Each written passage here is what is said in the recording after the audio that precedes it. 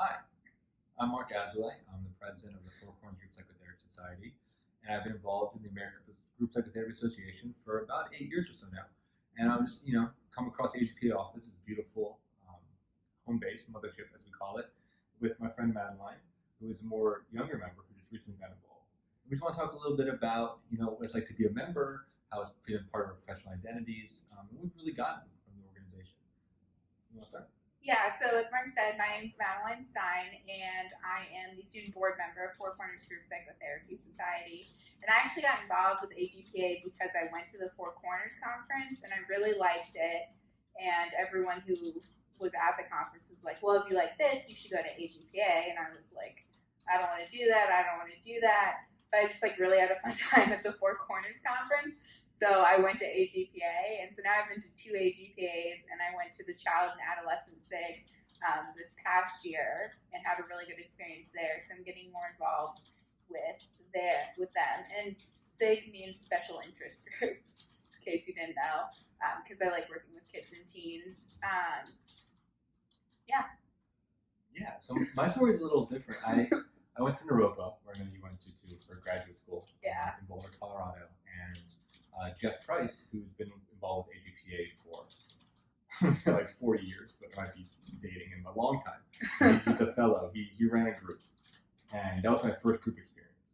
And I remember this moment. So I'm in recovery, and I was telling you stories about being an addict and drinking a lot and hooking up with random people and just throwing up in alleys, just disgusting stuff, right? And what I was trying to do is I was trying to evoke sympathy from the members because I was really struggling with this as part of my past, right? But due to Jeff's facilitation, he brought out another group member, and this person gave me feedback, which he said, those stories are disgusting. They actually make me want to get further away from you. And that moment for me, when I realized, in my soul, I was trying to connect, but I was eliciting, repulsion, was such a powerful moment for me because it was like the veil got pulled back. And at that moment, I really understood the power of group because I understood that, because I thought people were just ignoring me or I was getting rebuffed, but really my delivery was not helpful at all. And it wasn't in line with what I was desiring in the group. So it helped me see a blind spot of mine. It helped me see something where I was really not getting my own needs met. And over time, I've adjusted the way I communicate and tell those stories, and it's been really powerful. So, after that experience, I was hooked on groups. So I started going to AGPA. New Orleans was my first one, and it just blew me away. Just having these intimate conversations with people. I really liked the fact that everyone at the organization is a group member together. So, me as a student, I was there with people that have been practicing for 40 years, 50 years, and we're all on the same page. We're all in it together, and that was really powerful for me. I checked out the APA and the ACA, and really nothing compared to AGPA. Just as far as the intimacy and the meaning that I got from just being in that community. So being inspired by that, the position COGPS at the time had opened up, and I decided to run for president because I wanted to bring a little bit of that magic that happened at the national conference to the local level. And over the past 3 or 4 years, I think we've done that. I know you've been a big part of that. Yeah, totally. I think definitely the magic of AGPA is captured in Four Corners. And my experience, I've only been to AGPA twice. And my first experience was everyone kept calling it a family, and I was like, these people are weird. Why do they keep referring to each other as family? What a weird and incestuous family. I don't want to be a part of that. But I still, for me, group is just really hard and painful. And I think where the tension is where you should go. So when I went to AGPA this year, I found myself a lot less repulsed with people referring to each other as a family, which I definitely need that in my life. And it made more sense to me of just people who have been involved with this organization for way longer than I've been alive, before my parents even met, and I was an inkling in their eye. And in that, it's you can read as many books as you want about group psychotherapy, and you can know so much theoretically, but actually getting the experiential experience of being in group is so potent and profound. And yeah, other organizations don't offer that. And it's being around people who do have much more experience than I do, and not only are they chronologically older, but developmentally they're older, is just like very beneficial and nourishing. Yeah, that was a big thing I like too, because it really like aligns with my values. Like I got into being a psychotherapist because I was a client, and I saw how powerful that was for me. And I was like, I can only really be in a profession that I know works, right, and that I know I believe in. And AGPA was a place for me, to practice being a member, which has since made me a much better leader. And that value of like practice what you preach, or like dive right in, right, like not kind of hiding behind theory or hiding behind books, but actually like getting messy and being in it with other people. Like I really hold that value close to my heart, and I love that AGPA seems to be really built around that type of thing, of participation. And like you said, like an amazing side effect is that it creates a wonderful community of people.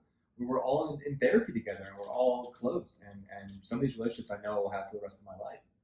And it's phenomenal to really be a part of something like that. Yeah, totally. And I mean, especially like seeing AGPA kind of like not like 100% mirrored in the affiliate societies, but like seeing the affiliate societies trying to get there, and just thinking of like how great that could be for like the field of group psychotherapy as a whole, and just like it's such a potent form of treatment that's so helpful, and like wanting everyone to have that, and for people who are practicing group, like making sure that there's a standard of excellence that they're able to adhere to. Yeah, making sure that they're engaging in the education. I mean, we just finished up a lunch with Marcia, and she was just, highlighting how much knowledge is available, how much stuff's available on the website for members, how much of the e-learning platform is there, stuff in the store, old recordings, from all the conferences. Like, there's so much genius, right? I mean, people that are on really the cutting edge of this field, that it's just there for people to be a part of. And I gotta say, I'm proud to be a member. I'm proud to be a CGP, a certified psychotherapist. Like, it really holds me to a higher standard and holds the communities and groups that I'm a part of to a higher standard. So I really appreciate that level of professionalism that I think comes from joining AGPA. Totally. And just like regulation. It's like if you care about like providing quality services, you should make sure that you really know your stuff within the domain that you're saying to like specialize in an area of clinical focus. And I think CGP does really offer that.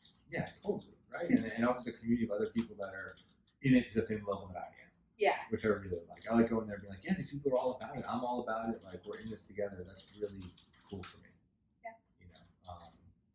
So yeah, I think joining AGPA is definitely worth it.